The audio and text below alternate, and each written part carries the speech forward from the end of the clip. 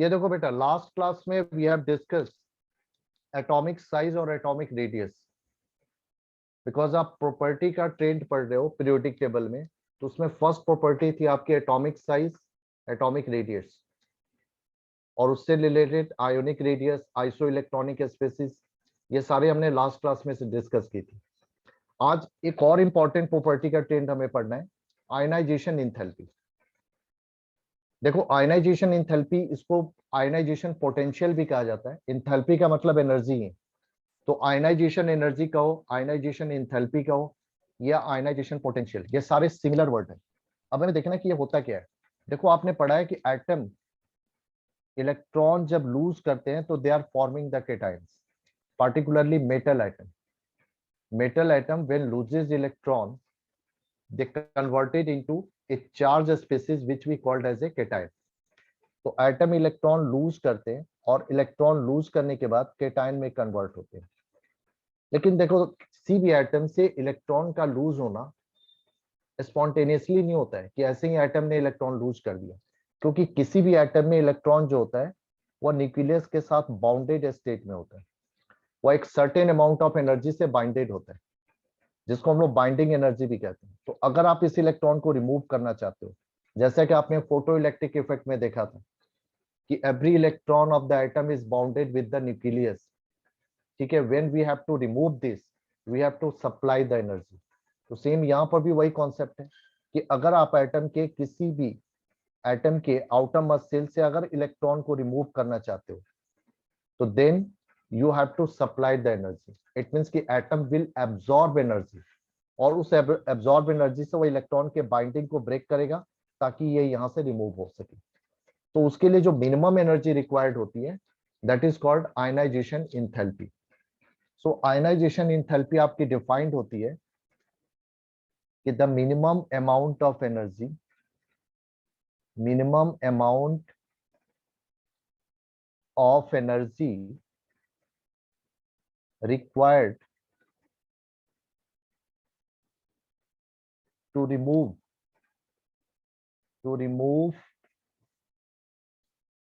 the most loosely bonded electron from the outermost shell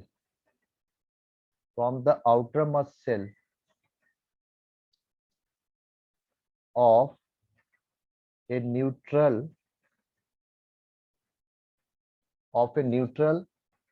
isolated gaseous atom to form a gaseous cation.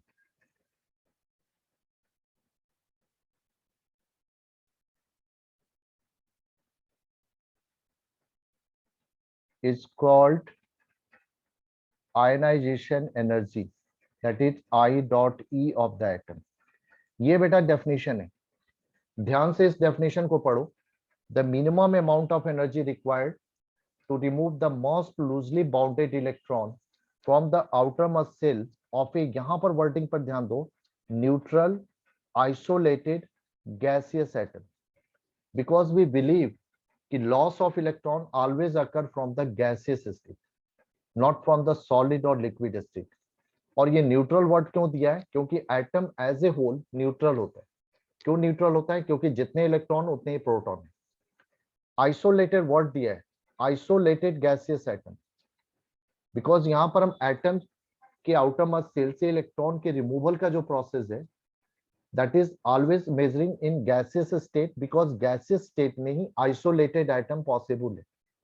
क्योंकि solid और liquid state में atom आपके binded होते हैं एक दूसरे से, तो you are not able to remove any electron from the atom. तो उसके लिए एटम को पहले आइसोलेट करना पड़ता है, यानी उसको सिंगल सिंगल करना पड़ता है, और तब उस सिंगल एटम को, चूंकि सिंगल एटम गैसियस स्टेट में ही पॉसिबल है। मान लो अगर आप कोई सॉलिड पीस लेते हो किसी भी मेटल का, तो सॉलिड पीस में उस मेटल के सारे एटम इस तरह से किसी ना किसी बाइंडिंग से बाउंडेड है। अब इस कंडीशन में it will not able to lose the electron. तो इसके लिए पहले क्या करना पड़ेगा? इस लैटिक्स को ब्रेक करना पड़ेगा। जब आप ब्रेक करोगे तो ये एटम अलग अलग हो जाएंगे। तो individual atom is possible only in gaseous phase. तो गैसियस फेज में ही आपके एटम इलेक्ट्रॉन लूज करते हैं। इट इज जस्ट बिलीव कि loss of electron is occurring in the gaseous state, not from the solid और लिक्विड स्टेट। तो इसीलिए सबसे पहले मेटल लैटिक्स को ब्रेक किया जाता है, और जब मेटल लैटिक्स ब्रेक होकर गैसियस स्टेट में आता है तो इसके लिए वो एक certain amount of energy absorb करता है, that is called sublimation energy. ठीक है, तो ये प्रोसेस आप इस तरह से भी दिखा सकते हो कि मेटल सॉलिड स्टेट में नहीं, सबसे पहले ये एक certain amount of energy heat के फॉर्म में एब्जॉर्ब होकर गैसियस स्टेट में आएगा, और जब ये गैसियस स्टेट में आएगा then it will be absorb ionization energy for losing the electron from its outermost shell to form gaseous cation. अब ये देखो गैसियस एटम से गैसियस केटायन का फॉर्मेशन होगा, और इस प्रोसेस में जो एनर्जी रिक्वायर्ड होगी that will called ionization energy. तो ये आयनाइजेशन एनर्जी की डेफिनेशन है, और यहाँ पर एक पॉजिटिव आयन बनेगा, साथ में हम जितने इलेक्ट्रॉन इसने लूज किए वो यहाँ पर मेंशन करेंगे। फॉर एग्जांपल जैसे सोडियम का केटायन फॉर्म होता है तो उसके लिए सबसे पहले सोडियम गैसियस स्टेट में ऑब्टेन किया जाता है, उसके बाद ये सोडियम एक इलेक्ट्रॉन लूज करके मोनो पॉजिटिव आयन में कन्वर्ट होता है, और इस प्रोसेस को यहाँ दिखाया गया। इस प्रोसेस में जो भी एनर्जी एब्जॉर्ब होगी that is called ionization energy. तो यहाँ पर जो एनर्जी एब्जॉर्ब हुई दैट इज आयनाइजेशन एनर्जी, और इसको रिप्रेजेंट किया जाता है, अगर थर्मोडायनेमिक्स के पॉइंट ऑफ व्यू से चलोगे तो इसको डेल्टा आई एच लिखा जाता है, और यहाँ पर ये वैल्यू आपको पॉजिटिव साइन के साथ गिवन होगी। तो आपने थर्मोडायनेमिक्स में पढ़ा था कि अगर इंथैल्पी की value delta is the sign of enthalpy change, इस प्रोसेस में जो भी हीट चेंजेस हुआ यानी हीट एब्जॉर्ब या रिलीज हुआ that will denoted by delta H, और अगर पॉजिटिव साइन होता है तो इसका मतलब किस प्रोसेस में हीट एब्जॉर्ब हुआ है, सो दिस इज एंडोथर्मिक। ठीक है, तो ये पॉजिटिव साइन के साथ यहाँ पर वैल्यू गिवन होगी। यस बेटा, क्लियर है? Yes sir. ओके, अब देखो इसका यूनिट क्या होता है। ठीक है, आपने एक पार्टिकुलर प्रोसेस में इस मिनिमम अमाउंट एनर्जी को एब्जॉर्ब, जो भी एब्जॉर्ब हुआ उसको मेजर किया। अब इसका यूनिट क्या है, किस यूनिट में इसको मेजर किया जाता है? तो बेसिकली ये ज्यादातर मेजर होता है किलो जूल पर मोल, क्योंकि आप एक सिंगल आइटम के लिए कभी भी मेजर नहीं करोगे। Generally you are measuring the per mole items, यानी एक मोल आइटम को लेकर ये वैल्यू मेजर होती है, जो जनरली किलो जूल के टर्म में होती है। सम टाइम ये वैल्यू किलो जूल के जगह पर इलेक्ट्रॉन वोल्ट में भी मेजर होती है, और then it is called ionization potential. अगर आपकी आयनाइजेशन एनर्जी या इंथैल्पी इलेक्ट्रॉन वोल्ट के टर्म में मेजर की गई है तो उस केस में यहाँ पर एक और वर्ड यूज किया जाता है, आयनाइजेशन पोटेंशियल, पर इसका मीनिंग वही है जो आयनाइजेशन एनर्जी की है। ठीक है, अब यहाँ पर इस प्रोसेस को फर्दर हम देखें, जो भी इलेक्ट्रॉन लूज होता है, आपने आयन की जब कॉन्फ़िगरेशन लिखी थी तो वहीं पर मैंने आपको बताया था कि किसी भी एटम से इलेक्ट्रॉन लूज या गेन जो होता है that is always from its outer most shell. जो बिल्कुल लास्ट वाली एनर्जी सेल होती है वहीं से इलेक्ट्रॉन लूज होते हैं। अब देखो एटम एक या एक से ज्यादा इलेक्ट्रॉन लूज कर सकते हैं, जैसे यहाँ पर देखो सोडियम ने एक मोनो पॉजिटिव आयन बनाया। अब जैसे मैग्नीशियम का प्रोसेस लोगे तो मैग्नीशियम जनरली आपका डाई पॉजिटिव आयन बनाता है, इसका मतलब इसने 2 इलेक्ट्रॉन लूज किए। इसी तरह कोई एटम हो सकता है जो 3 इलेक्ट्रॉन लूज कर रहा हो, जैसे एल्युमिनियम है, तो aluminium is forming tri positive ion, it means कि it has loses the 3 electrons. so sometime a atom may be losing more than 1 electron। तो वहां पर आपको ध्यान रखना है कि more than 1 electron cannot be lose simultaneously at a time। एक साथ ये दोनों इलेक्ट्रॉन लूज नहीं हुए, या at a time एक साथ ये 3 इलेक्ट्रॉन लूज नहीं हुए। Loss of electron always occur one after other, it means कि इन सक्सेशन। तो ये बात आपको ध्यान में रखनी है कि if atom is losing more than one electron, more than one electron, then it occur in succession। That means one after other, one after other. एक बार में सारे इलेक्ट्रॉन लूज नहीं हुए, जैसे इसने एक ही समय में दो इलेक्ट्रॉन लूज नहीं किए, ना 3 इलेक्ट्रॉन, ये एक के बाद एक होते। इट मीन्स कि इफ अगर एक से ज्यादा है तो एक से ज्यादा electron one by one lose हुए, एक के बाद एक। तो इस केस में, ऐसे केस में क्या होता है, because every time you are losing the electron, your atom is absorbing some minimum amount of energy, so it means कि it has more than one ionization energy। ऐसे केस में क्या होता है कि then the given atom have more than one ionization energy, more than one ionization energy। उस case में atom के लिए एक से ज्यादा आयनाइजेशन एनर्जीज वैल्यू होती है, क्योंकि ये एक के बाद एक लूज हो रहे हैं। तो मोर देन वन अगर आयनाइजेशन एनर्जी होती है, तो ऐसे केस में क्या होता है कि they are called successive ionization energy, successive ionization energy. ये देखो मैं शॉर्ट में लिख रहा हूं आई डॉट ई, बट इसका मीनिंग ऑलवेज आपको लेना आयनाइजेशन एनर्जी। तो अगर एटम के लिए एक से ज्यादा आयनाइजेशन एनर्जी एग्जिस्ट कर रही है, तो उस केस में उन सबको कलेक्टिव वे में सक्सेसिव आयनाइजेशन एनर्जी कहते हैं। अब उसमें क्या है कि अब इसको डिनोट कैसे किया जाता है, तो फर्स्ट इलेक्ट्रॉन को लूज करने के लिए जो आयनाइजेशन एनर्जी यूज हुई, that will called first ionization energy. Second electron को लूज करने के लिए जो आयनाइजेशन एनर्जी यूज हुई, that will called second ionization energy. इसी तरह से थर्ड इलेक्ट्रॉन को लूज करने के लिए जो आयनाइजेशन एनर्जी यूज हुई, that will called third ionization energy IE3। उसी तरह से फोर्थ इलेक्ट्रॉन को लूज करने के लिए जो आयनाइजेशन एनर्जी यूज होगी, that will called fourth ionization energy. ठीक है, more than 4 is not possible, 4 भी बहुत रेयर होता है। मस्टली आपको 3 तक ही आयनाइजेशन एनर्जी एग्जिस्ट होती है, because more than 3 electron can not be lose, because इसके लिए जो एनर्जी वैल्यू रिक्वायर्ड होगा, that will be so high which will not possible in the normal condition. अब यहाँ पर भी एक आप टर्म डालना है कि ये जो सक्सेसिव आयनाइजेशन एनर्जी है, ये आपके इंक्रीजिंग ऑर्डर में होती है। इट मीन्स कि फर्स्ट इलेक्ट्रॉन को लूज करने के लिए जितनी अमाउंट ऑफ एनर्जी यूज हुई, तो उसी अमाउंट से आप सेकेंड इलेक्ट्रॉन को लूज नहीं कर पाओगे, उससे ज्यादा एनर्जी आपको सप्लाई करनी पड़ेगी। उसी तरह से सेकेंड इलेक्ट्रॉन को लूज करने के लिए आपने जितनी अमाउंट ऑफ एनर्जी यूज की, ये आइटम ने एब्जॉर्ब किया, अब थर्ड इलेक्ट्रॉन को लूज करने के लिए you have to require more than the second ionization energy. इसीलिए थर्ड आयनाइजेशन एनर्जी की वैल्यू सेकेंड से हायर है, सेकेंड की फर्स्ट से हायर है। अब इसका रीजन क्या है, रीजन ये है बेटा कि जब आप एक इलेक्ट्रॉन लूज कर लेते हो, मान लो मैग्नीशियम का केस देखो आप, मैग्नीशियम का एटॉमिक नंबर 12 है। इट मींस कि इसके एटम के न्यूक्लियस में 12 प्रोटॉन्स हैं, और न्यूक्लियस के बाहर 12 इलेक्ट्रॉन डिफरेंट एनर्जी सेल में रिवॉल्व हो रहे हैं। अब जब इसने फर्स्ट इलेक्ट्रॉन लूज किया, इसके लिए इसने कंज्यूम किया फर्स्ट आयनाइजेशन एनर्जी, ठीक है, ये आपका बन गया एक मोनो पॉजिटिव है। अब देखो इसके न्यूक्लियस में स्टिल 12 प्रोटॉन होंगे, पर इलेक्ट्रॉन का नंबर जो है डिक्रीज होकर 11 हो गया।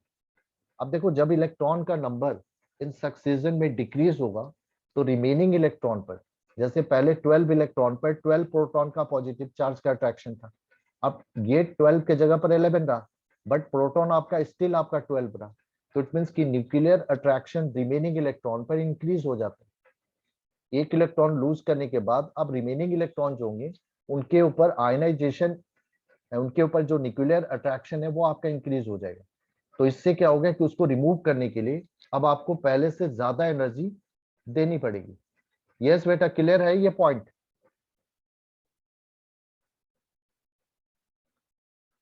सर तो एक बार मिस्टर, वापस बता दो ये कैसे हुआ है। मैंने ये बताया कि फर्स्ट से सेकंड आयनाइजेशन एनर्जी हायर होगी, सेकंड से थर्ड हायर होगी। इसका रीजन क्या है, क्योंकि फर्स्ट इलेक्ट्रॉन जब आप लूज करोगे तो आप केटाइन में कन्वर्ट हो जाएंगे, और दूसरा होगा कि इलेक्ट्रॉन का नंबर डिक्रीज हो जाएगा। तो अब डिक्रीज नंबर ऑफ इलेक्ट्रॉन पर न्यूक्लियस के पॉजिटिव चार्ज का अट्रैक्शन जो है बढ़ जाएगा। पहले कहां पर 12 इलेक्ट्रॉन पर 12 प्रोटॉन का अट्रैक्शन था, अब ये 12 के जगह 11 हो गए, बट प्रोटॉन स्टिल वो इतना ही रहा जितना पहले था। तो इट मीन्स कि रिमूवल ऑफ इलेक्ट्रॉन के बाद रिमेनिंग इलेक्ट्रॉन पर न्यूक्लियर अट्रैक्शन बढ़ जाता है, क्योंकि अब निगेटिव कम हो गया, पॉजिटिव ज्यादा हो गया। तो ऑब्वियसली इलेक्ट्रॉन के ऊपर न्यूक्लियस का जो फोर्स ऑफ अट्रैक्शन है वो इंक्रीज हो गया। तो इट मीन्स कि after removal of one electron, after removal of first electron,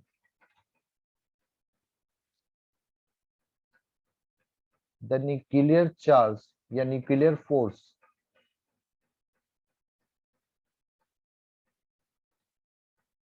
on remaining electron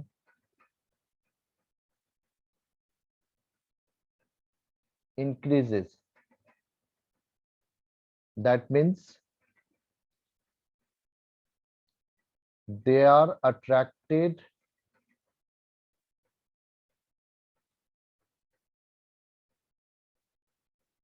by nucleus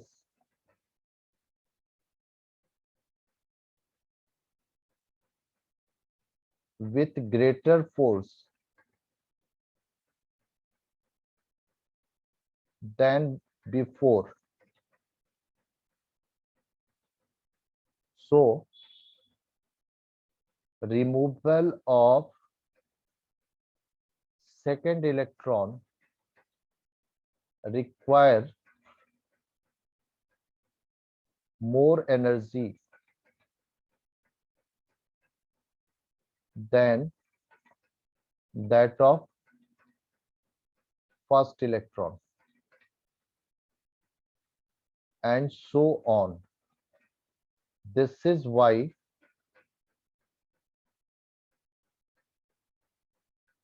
why successive ionization enthalpies are in increasing order.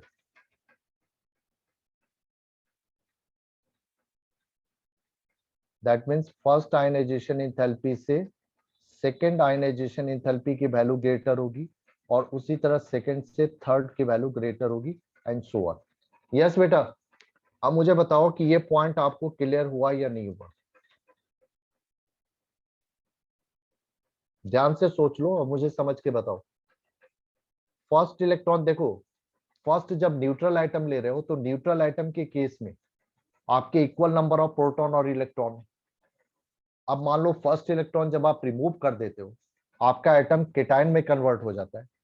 तो अब केटायन के केस में रिमेनिंग इलेक्ट्रॉन के ऊपर न्यूक्लियस का अट्रैक्शन इंक्रीज होगा। ऐसा क्यों होगा? क्योंकि इलेक्ट्रॉन का नंबर अब कम हो गया, प्रोटॉन का नंबर बढ़ गया।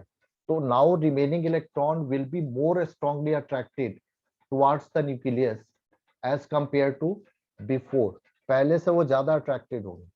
तो ऐसे केस में उनको रिमूव करने के लिए you have to give more energy than before. पहले से ज्यादा एनर्जी आपको देनी पड़ेगी। यस बेटा, ये लॉजिक क्लियर हुई? Yes sir. अगर किसी को नहीं समझ में आया तो मुझे फिर बताओ, मैं एक फिर बार समझा दूंगा। अगर समझ में आ गया तो ठीक है बेटा, अच्छी बात है। तो चलो, तो ये हमें पता लग गया कि what is the ionization energy and how it is increases one after other when we are removing the electron. अब यहाँ पर हमें कुछ देखने फैक्टर्स जिनके ऊपर आयनाइजेशन एंथैल्पी की वैल्यू डिपेंड करती है। सो यहां से हम स्टार्ट कर रहे हैं discussion of factors on which the value of ionization enthalpy depend. कौन कौन से फैक्टर हैं जिस पर आयनाइजेशन एंथैल्पी की वैल्यू डिपेंड करती है? तो इसमें देखो, सबसे इंपॉर्टेंट पहला फर्स्ट फैक्टर आता है आपका एटॉमिक साइज।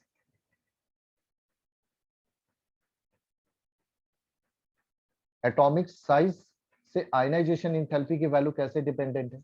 क्योंकि देखो, आप इलेक्ट्रॉन रिमूव कर रहे हो कहां से? आउटर मस्ट सेल से। तो आउटर मस्ट सेल के जो डिस्टेंस होता है सेंटर ऑफ न्यूक्लियस से, that is called atomic size. तो ये डिस्टेंस जितना बड़ा होगा, जितना ग्रेटर होगा, इट मींस कि आपके आउटर मोस्ट सेल के इलेक्ट्रॉन पर न्यूक्लियस का फोर्स ऑफ अट्रैक्शन उतना ही लेस होगा। तो जितना फोर्स ऑफ अट्रैक्शन लेस होगा, जैसे ये देखो मैंने दो केस दिखाया। सेकंड केस में इलेक्ट्रॉन का डिस्टेंस न्यूक्लियस से लार्जर है as compare to first case, तो डेफिनेटली इस इलेक्ट्रॉन के ऊपर न्यूक्लियस का अट्रैक्शन वैल्यू कम है और यहाँ पर अट्रैक्शन वैल्यू ज्यादा है। तो इट मीन्स कि वैल्यू ऑफ अट्रैक्शन जितना हायर होगा, उसको रिमूव करने के लिए आपको उतनी ज्यादा एनर्जी देनी पड़ेगी। इसका मतलब ये इतना स्ट्रांगली अट्रैक्टेड है, ये इतना वीकली अट्रैक्टेड है। और जितना ये डिस्टेंस लार्जर होगा, इट मीन्स कि न्यूक्लियर अट्रैक्शन जो होगा इलेक्ट्रॉन के ऊपर, आउटर मोस्ट सेल के इलेक्ट्रॉन पर, ये उतना ही लोअर होगा, उतना ही लेसर होगा। तो ऐसे केस में इसको रिमूव करना आसान होगा। ठीक है, क्योंकि ये डिस्टेंस पर डिपेंड करता है, साइज ऑफ एटम पर। तो साइज ऑफ एटम जितना बड़ा, इट मीन्स उसकी आयनाइजेशन एंथैल्पी उतनी ही लेस होगी। ठीक है, और ये डिस्टेंस जितना कम होगा, इट मीन्स साइज जितना स्मॉलर होगा, इट मीन्स कि आपका इलेक्ट्रॉन उतना ही स्ट्रांगली अट्रैक्टेड होगा, उतना ही स्ट्रांगली हेल्ड होगा न्यूक्लियस के थ्रू। तो ऐसे केस में उसको रिमूव करने के लिए आपको ज्यादा से ज्यादा एनर्जी देनी पड़ेगी। तो इसका मतलब कि आयनाइजेशन एंथैल्पी की वैल्यू एटॉमिक साइज के इनवर्सली प्रोपोर्शनल है। ये इसके इनवर्सली प्रोपोर्शनल होगा। तो अगर आप साइज इंक्रीज करोगे तो आयनाइजेशन एंथैल्पी की वैल्यू डिक्रीज होगी। ठीक है, उसका रीजन क्या है? क्योंकि अगर हम इंक्रीज करते हैं एटॉमिक साइज, तो this will give decrease force of attraction, decreases force of attraction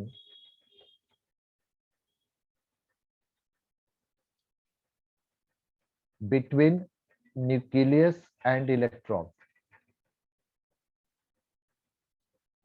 and so it will make easier removal of electron, easier removal of electron, and that will causing lower ionization energy. तो ये देखो कुछ point है जो मैंने link किए। Atomic size की value जितनी लार्जर होगी, इट मींस कि आपका इलेक्ट्रॉन उतना ही लेस अट्रैक्टेड होगा न्यूक्लियस से। तो ऐसे केस में उसको ब्रेक करना, यानी उसकी बाइंडिंग एनर्जी को ब्रेक करने के लिए आपको उतनी लेस अमाउंट ऑफ एनर्जी देनी पड़ेगी। और इट मींस कि इलेक्ट्रॉन का रिमूवल वहां इतना ही आसान होगा, इजी होगा। और ऐसे केस में आयनाइजेशन एंथैल्पी की वैल्यू स्मॉलर हो जाएगी। यस बेटा, क्लियर है ये पॉइंट?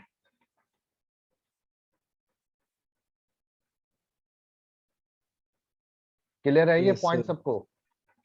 कोई डाउट तो नहीं है कि साइज के अकॉर्डिंग इसकी वैल्यू क्यों वेरी होगी? अब इसके बाद नेक्स्ट पॉइंट है आपका, जो सेकेंड फैक्टर है एटॉमिक साइज के बाद, that is the nuclear charge, जो कि न्यूक्लियर अट्रैक्शन को मेजर करता है। तो सेकेंड फैक्टर जिसके ऊपर आयनाइजेशन एंथैल्पी की वैल्यू डिपेंड करती है, दैट इज न्यूक्लियर चार्ज। इसको हम जेड से डिनोट करते हैं। अब यहां पर देखो, आयनाइजेशन एंथैल्पी की वैल्यू न्यूक्लियर चार्ज के डायरेक्टली प्रोपोर्शनल होगी। इसका मतलब कि higher the nuclear charge of atom, more is the ionization energy. क्योंकि न्यूक्लियर चार्ज क्या रिप्रेजेंट करता है?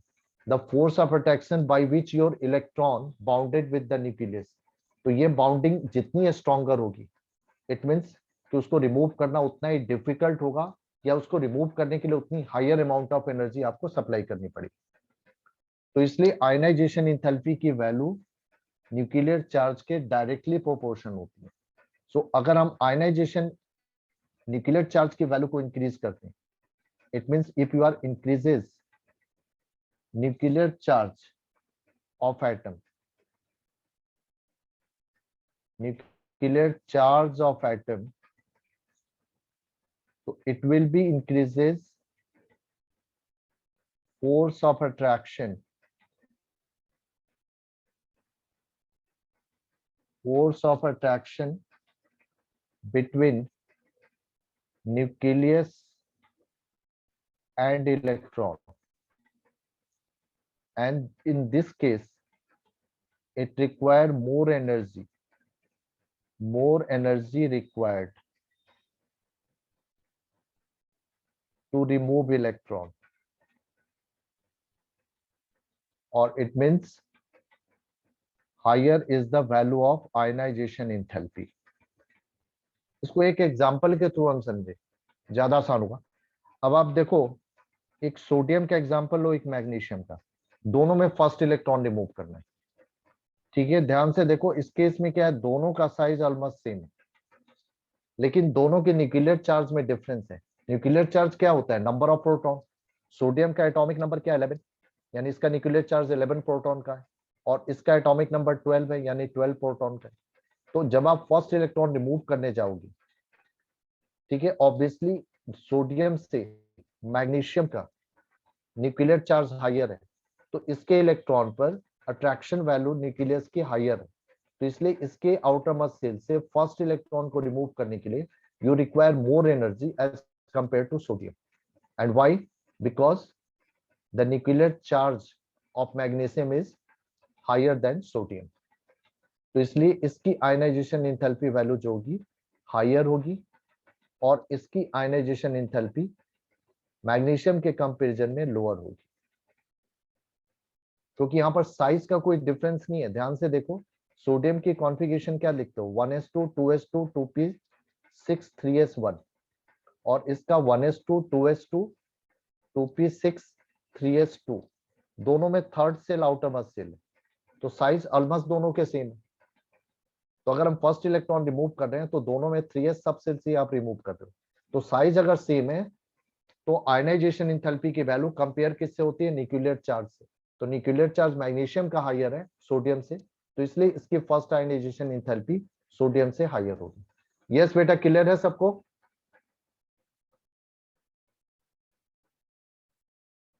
क्लियर है बेटा?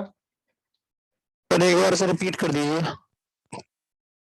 मैंने ये बताया कि अगर आपके एटम का, अगर मान लो दो एटम जिसकी आयनाइजेशन एंथैल्पी आप कंपेयर कर रहे हो, अगर उनके साइज ऑलमोस्ट सेम है बट न्यूक्लियर चार्ज में डिफरेंस है, तो आपको याद रखना है कि जिसकी न्यूक्लियर चार्ज यानी एटॉमिक नंबर वैल्यू हायर होगी, इट मींस कि उसके लिए आयनाइजेशन एंथैल्पी की वैल्यू हायर होगी, क्योंकि न्यूक्लियर चार्ज जितना हायर होगा, इट मींस कि आउटर मोस्ट शेल के इलेक्ट्रॉन पर न्यूक्लियस का फोर्स ऑफ अट्रैक्शन उतना ही स्ट्रॉन्गर होगा।